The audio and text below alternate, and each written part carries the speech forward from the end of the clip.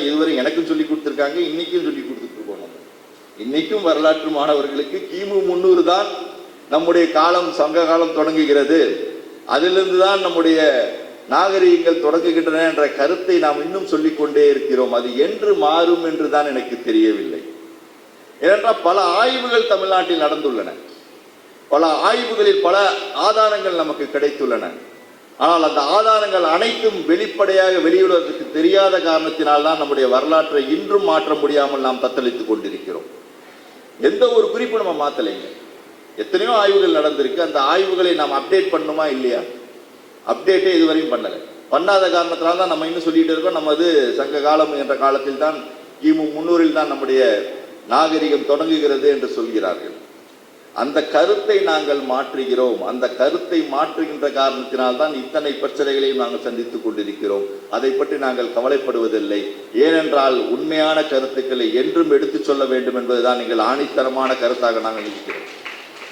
ஏன்னா ஒரு ஆய்வு முடிவுகள் எடுத்துச் சொல்லப்பட வேண்டும். ஆய்வு முடிவுகள் ஆய்வு பண்ணவனுக்கு தான் தெரியும். ஆய்வு பண்ணவனுக்கு ஏன்ட்ட என் ரிப்போர்ட் இருக்கு, ஏன்ட்ட என் ரிப்போர்ட் இருக்கு, இந்த ரிப்போர்ட் உங்களுக்கு வெளில வந்தால் மட்டும்தான் நீங்க தெரிஞ்சுக்க முடியும். அந்த ரிப்போர்ட்டை வெளியிடுவதில் பல தடங்குகள் ஏற்படுகின்றன.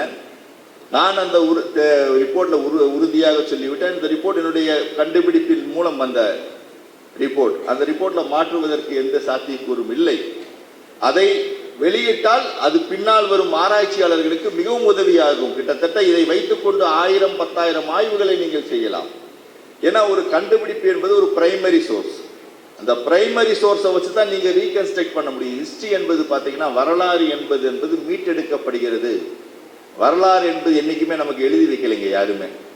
அதுவும் குறிப்பா சொல்ல வேண்டும் என்றால், இந்தியர்களுக்கு வரலாறு யாரும் எழுதுகிற பழக்கத்தை நாம் கற்றுக்கவில்லை, நமக்கு கற்றுக் கொடுத்தார்கள் என்று தான் சொல்லணும்.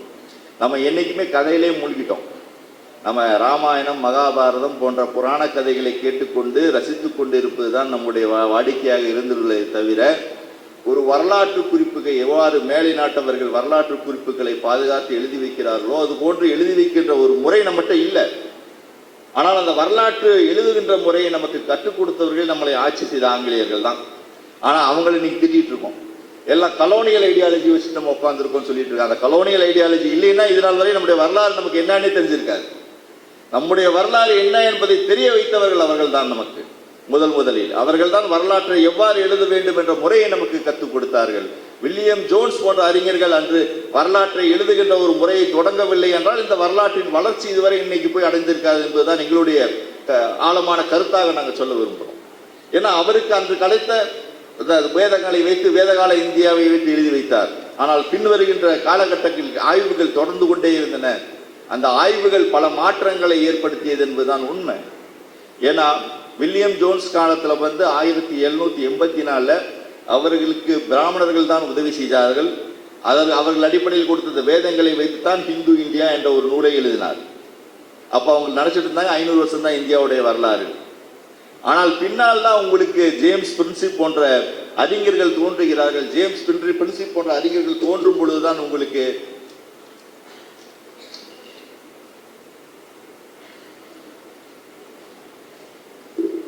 தோன்றுகிறார்கள். அவர்கள் தோன்றிய பிறகுதான் அசோகனை பற்றி நமக்கு தெரிய வருது.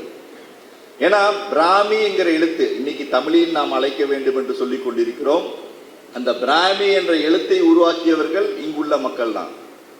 இங்குள்ள மக்கள் தான் இந்த எழுத்தை உருவாக்கினார்கள். ஆனால் அந்த எழுத்தை படிக்கின்ற நிலையில் நாம் இல்லை. நமக்கு கற்றுக் கொடுத்தவன் ஜேம்ஸ் பிரின்சிப் என்பவன் தான் அதை படிச்சு காமிக்கிறான். இது பிராமிங்கிற எழுத்த பொதுப்படையா அவன் பிராமின்னு அவனுக்கு தெரிஞ்சதில்லை. 1834 வச்சுட்டு போயிட்டான்.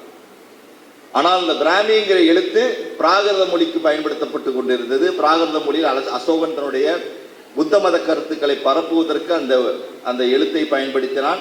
மொழி பிராகிருதமாக இருந்தது. புத்த மத கருத்துக்கள் அனைவருக்கும் இந்த இந்தியா முழுவதும் அயல் நாட்டிற்கும் பரவப்பட்டது. அது போன்ற கல்வெட்டுக்கள் அங்கே எங்கேயா நார்த் இந்தியாவில் நிறைய கிடைக்குது. அதெல்லாம் படிக்க ஆரம்பிச்சாங்க. படிக்க ஆரம்பிச்ச பிறகுதான் அசோகன் இருப்பதே நமக்கு தெரிய வந்தது. அதற்கு பின்னால் புத்த மதத்தை பற்றி நமக்கு தேடுதல் ஏற்பட்டது. கன்னிங்காம் காலத்தில் பார்த்தீங்கன்னா புத்த மத ஆய்வுகள் நிறைய நடக்குது. புத்த மத ஆய்வுகள் நடக்கும் பொழுதுதான் ஹரப்பா போன்ற நகரங்களையும் மோஜ்தாரா போன்ற நகரங்களையும் பார்த்தீங்கன்னா ஒரு புத்த நினைவிடமாக தான் நம்ம பாதுகாத்து வச்சிருக்கோம். இப்போ கன்னிங்காம் பீரியட்ல அப்பெல்லாம் அது ஒரு புத்த ஸ்தூபத்தை சார்ந்த இடமாகத்தான் கருதப்பட்டதே தவிர அது சிந்து சமவெளி நாகரிக இடமாக இருந்திருக்குமாங்கிறது யாருக்குமே தெரியாது. சிந்து சமவெளி நாகரிகம் என்பதை 1924 தான் நம்ம கண்டுபிடிச்சோம். 1924 சர் ஜான் மார்ஷல் அவர் கண்டுபிடித்த பிறகுதான் அது சிந்து சமவெளி நாகரிகம், அது புத்த சமயத்தை சார்ந்தது அல்ல, அதற்கு முந்தியது என்பதை நமக்கு அந்த ஆதாரங்கள் நமக்கு எடுத்து கூறின. அதுபோலதான் தொல்லியலில் ஆதாரங்கள் கிடைத்து கொண்டு இருக்காது, பல மாற்றங்களை ஏற்படுத்தும் என்பதுதான் உண்மை. அந்த உண்மைகள் தான் இன்று பல ஆய்வுகளுக்கு நமக்கு வழிவகுக்கின்றன. அந்த ஆய்வுகளின் மூலம் பல செயல்கள் நாம் செய்து கொண்டிருக்கிறோம். அதன் வழியாக வருகின்ற வரலாற்றை நாம் மீட்டெடுக்க வேண்டும் என்பதுதான் நாம கடைசி வரை நாங்கள் சொல்லிட்டு இருக்க ஒரே ஒரு வேண்டுகோள். ஏன்னா வரலாறு என்பதை நாம் ஏன் அறிவியல் பார்வையோடு பார்க்கறதில்லை.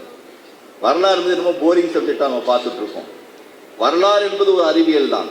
அந்த அறிவியலை அறிவியல் கண்ணோடு நாம் பார்க்கும் பொழுது நிச்சயமாக அது அதனுடைய பல உண்மை தரவுகளை நமக்கு கொடுத்து கொண்டிருக்கும் என்பதுதான் செய்தி.